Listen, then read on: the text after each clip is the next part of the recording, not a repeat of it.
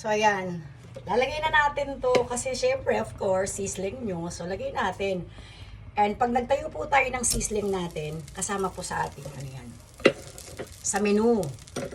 Ayan. Yung ating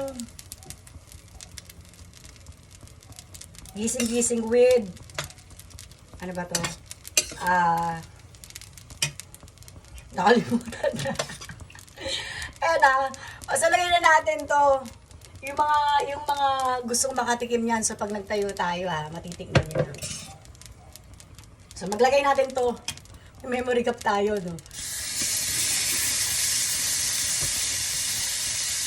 So yung bagong natin, nakita nyo So may mga chunks talaga yan. Ayan, halos kalahati for the pork yan. So lagayin natin to.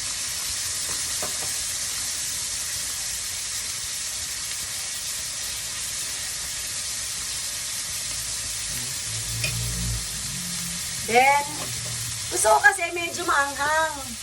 Lagyan natin tong sizzling chili garlic oil. Corn oil to wala expiration to. Until last na pwede consume. Kasi nga corn oil tayo. So, lagyan ko to. Konti lang. 10/10 to kaya lang konti lang lagay natin. Ayan. Yan na po yung ating sizzling nagising-gising natin.